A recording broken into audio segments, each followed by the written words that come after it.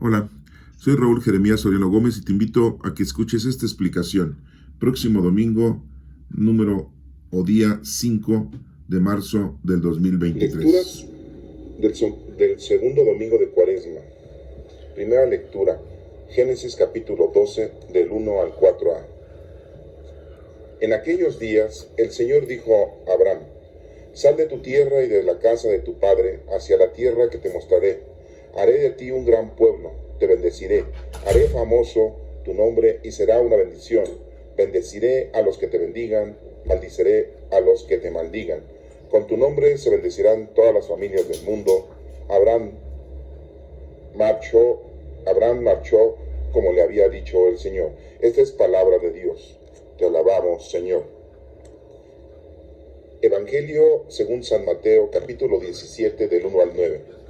En aquel tiempo, Jesús tomó consigo a Pedro, a Santiago y a su hermano Juan, y se los llevó aparte a una montaña alta. Se transfiguró delante de ellos, y su rostro resplandecía como el sol, y sus vestidos se volvieron blancos como la luz.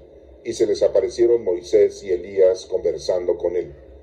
Pedro entonces tomó la palabra y dijo a Jesús: Señor, qué bien se está aquí.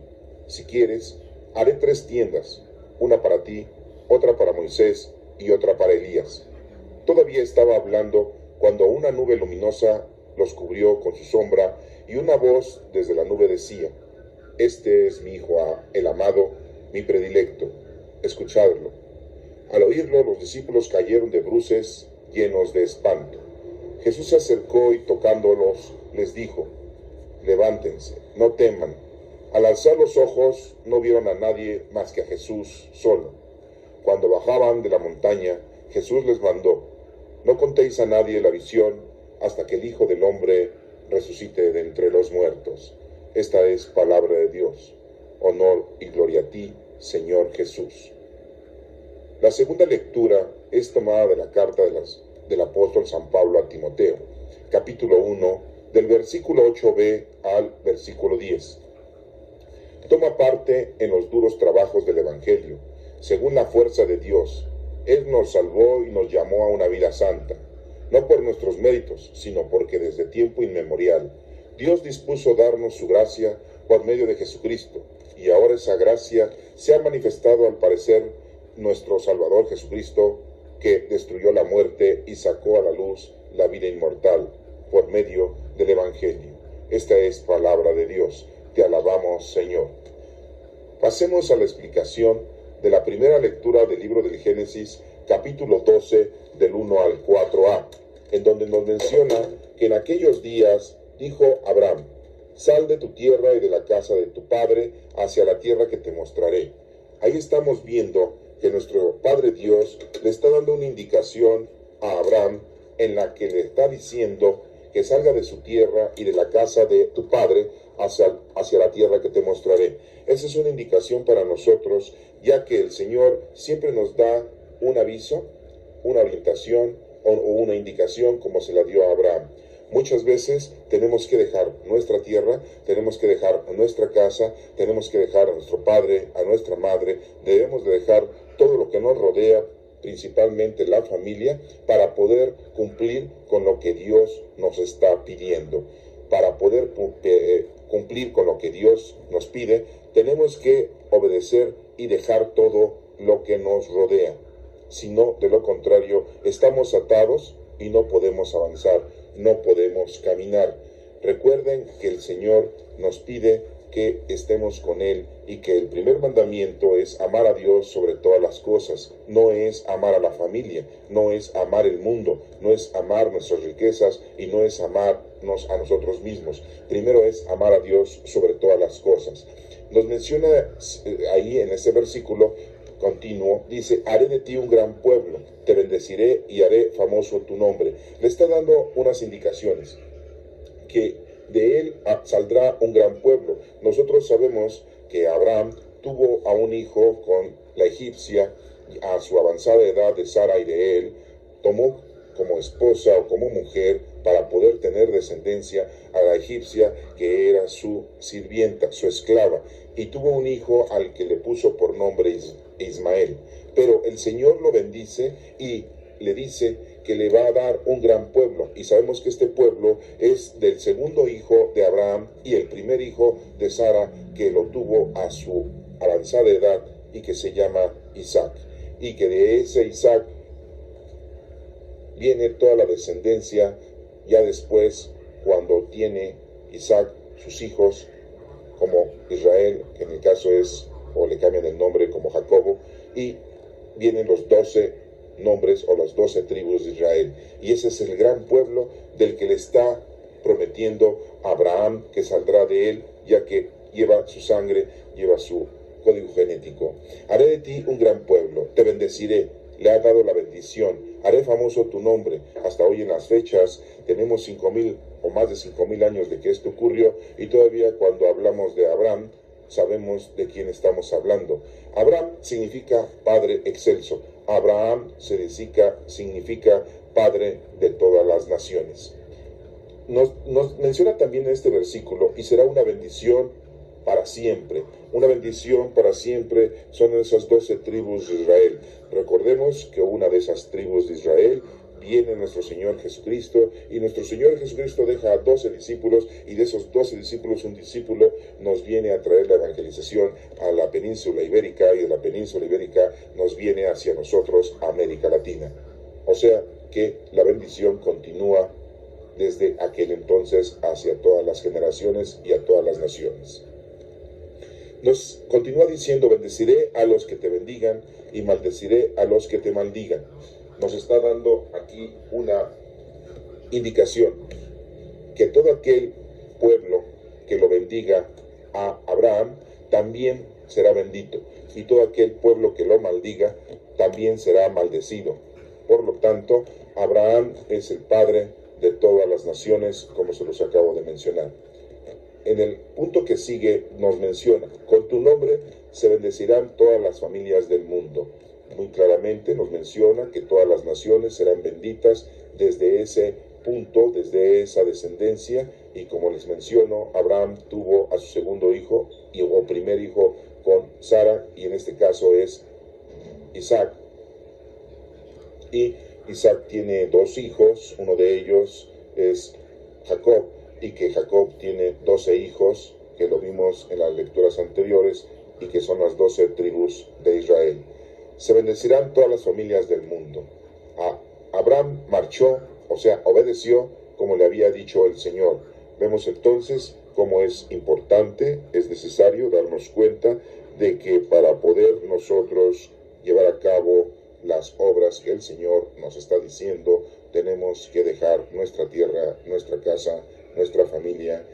Tenemos que obedecer al Señor para poder recibir esa bendición. Y vemos cómo aquí Abraham no opone resistencia, obedece, cumple, escucha lo que el Señor le está diciendo y lleva a cabo el objetivo que el Señor le ha puesto a él, y que todos los objetivos también se los ha puesto al hombre y a cada uno de nosotros, y los debemos nosotros de entender y de cumplir y de llevar a cabo en nuestra vida. Pasemos a la lectura del Evangelio, en donde nos menciona lo siguiente. Recordemos que está hablando de la transfiguración. En aquel tiempo Jesús tomó consigo a Pedro, Santiago y su hermano Juan, 3 discípulos. ¿Por qué Pedro? Porque es el que lo deja Jesús como cabeza de la iglesia. Pedro significa piedra, y es el apóstol pescador al que le da el ordenamiento, y que nosotros sabemos ahora que es nuestro primer papa. Después nos menciona a Santiago, que es el primer discípulo que muere, aunque podríamos decir que el primer discípulo que muere es Judas Iscariote, pero en el Evangelio, en su trabajo, en su labor, el primer discípulo que muere es Santiago. Y después su hermano Juan. ¿Por qué Juan? No porque era el hermano de Santiago, sino porque es el último de los discípulos que iba a morir. Recordemos que Juan ya era de avanzada edad, tenía más de 90 y tantos años, cuando estuvo en la isla de Patmos.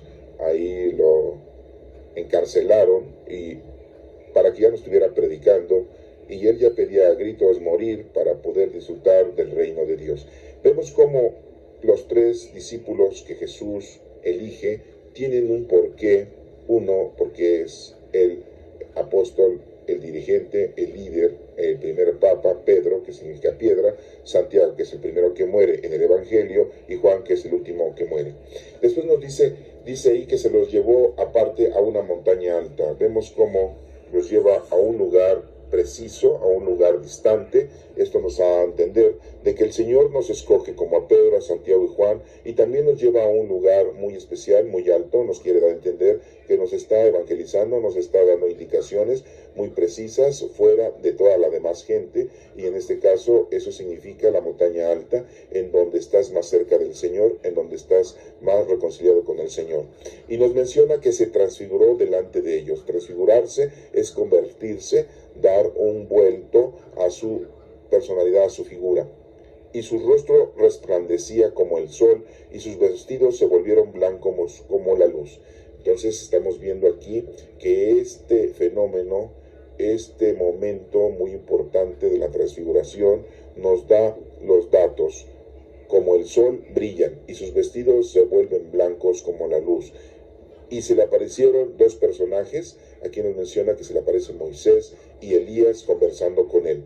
¿Por qué Moisés y Elías y por qué no alguno otro de los profetas del Antiguo Testamento? ¿O por qué no Abraham, como lo acabamos de leer en la primera lectura? ¿O Isaac, el hijo de Abraham? ¿O Jacob, o el padre de las 12 tribus de Israel? ¿O algunas de los 12 hijos de Israel? ¿Por qué no se le aparecieron a Jesucristo? Esto es muy importante que ustedes lo denoten y que lo tengan siempre en mente. Moisés, porque fue el que habló con Dios en el monte Sinaí y bajó los 10 mandamientos en esas dos tablas que fueron escritas por el dedo de Dios. Y Elías, porque es el representante de todos los profetas y es quien ha cumplido con la ley de Dios en la antigüedad. Entonces estamos viendo aquí la ley y el cumplimiento de la ley. Los dos personajes se aparecen con nuestro Señor Jesucristo y los tres resplandecen, los tres, sus vestidos son como una luz y resplandecen como el sol. Estos tres personajes, hablamos del número 3, que significa la fuerza, significa el poder total de Dios, Padre, Hijo y Espíritu Santo. Estamos viendo el Padre que le da la ley a Moisés, el Hijo, Jesucristo, y el Espíritu Santo representando el cumplimiento de esa ley, y tenemos este personaje que es Elías, quien cumple con esa ley en aquel entonces. Entonces tenemos aquí a los tres personajes principales de esta transfiguración. ¿Por qué el Señor tuvo una transfiguración y por qué se la mostró a tres discípulos? Si se dan cuenta, también son tres: Pedro, Santiago y Juan. Porque Pedro, Santiago y Juan forman parte del género humano.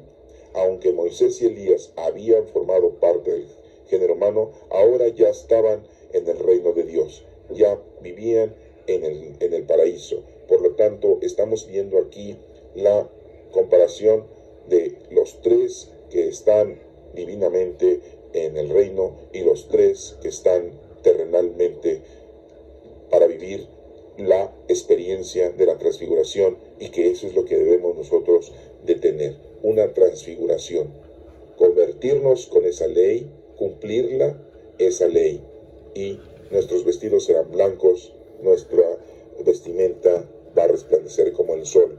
El único que tenemos de ejemplo es Jesucristo, que es el camino, la verdad y la vida. Por lo tanto, aquí estamos viendo la ley que Dios le da a Moisés. Estamos viendo el cumplimiento en aquel entonces de Elías de esa ley, y estamos viendo que la única forma de llegar al Padre es Jesucristo. Se encuentran más explicaciones con respecto a esta transfiguración, pero sigamos adelante lo que dice Pedro. Pedro entonces tomó la palabra y dijo a Jesús: Señor, qué bien se está aquí. Si quieres haré 3 tiendas, una para ti, otra para Moisés y otra para Elías. Tiendas nos da a entender que son aposentos, pero nos da a entender también que son como si fueran templos de vida, templos para que cada uno de ellos sea adorado. Pero Pedro tiene esa apreciación y por eso toma la palabra y habla con nuestro Señor Jesucristo.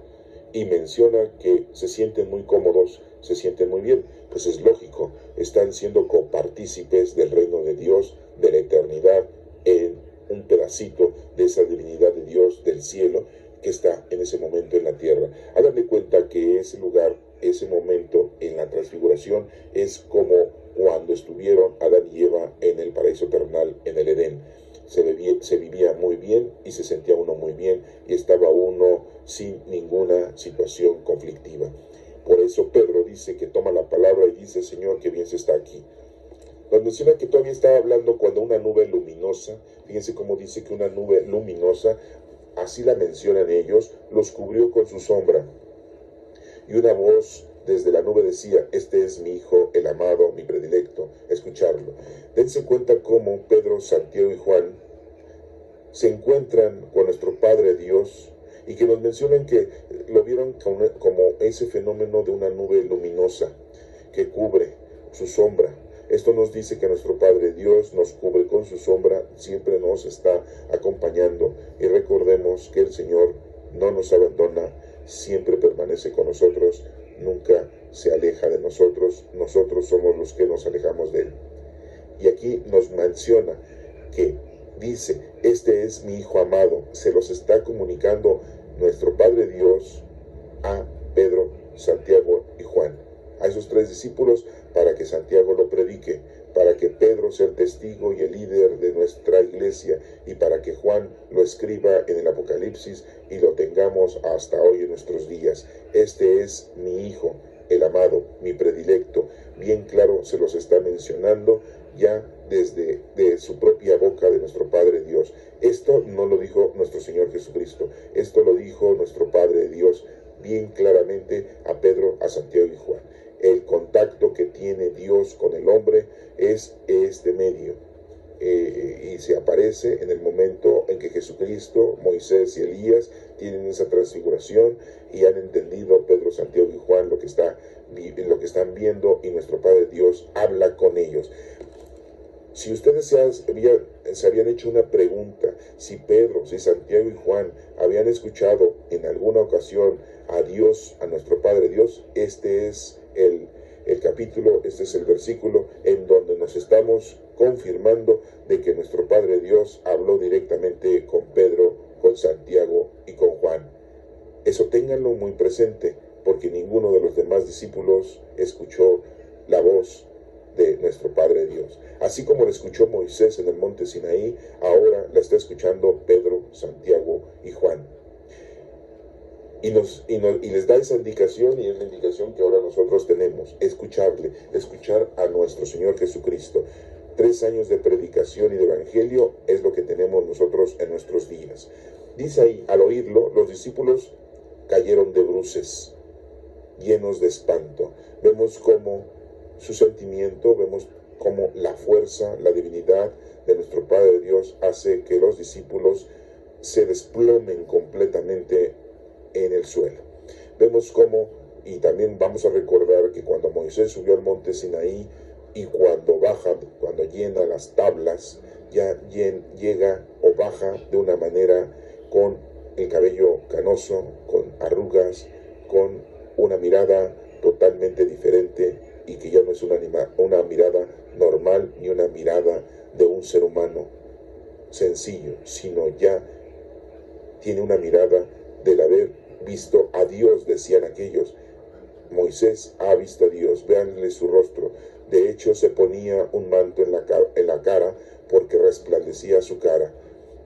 Eso lo pueden ustedes leer en el libro del Éxodo, para que tengan un poquito más de conocimiento de lo que le pasó a Moisés cuando bajó del monte Sinaí.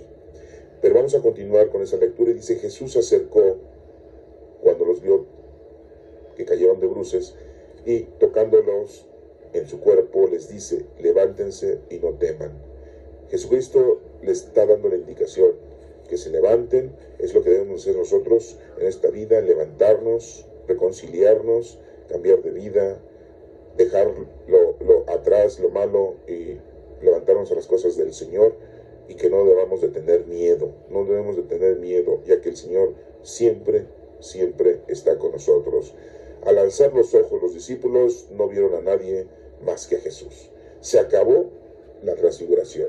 Se acabó el estar viendo a Moisés y Elías. Se acabaron esas luces resplandecientes de los vestidos que se habían vuelto blancos y tampoco ya veían esa luz tan inmensa como si fuera el sol. Y nada más se quedaron con nuestro Señor Jesucristo viéndolo a Él. Cuando bajaban, nos menciona aquí, de la montaña, Jesús les mandó: no contéis a nadie la visión hasta que el Hijo del Hombre resucite entre los muertos. Les está dando una indicación a los discípulos. Jesús les da esta indicación para que la gente, para que todos no tengan ahorita, en ese momento, un momento de distracción, ya que todo esto iba a hacerse fielmente revelado después de la resurrección de nuestro Señor Jesucristo. Y de esa manera el Evangelio iba a tomar fuerza y de esa manera los demás discípulos iban a entender lo que estaba pasando con lo que Jesucristo les estaba mencionando. Entonces esto es muy importante que también ustedes lo tomen en cuenta. No podemos nosotros hablar y decir cuando no es el momento ni es el tiempo.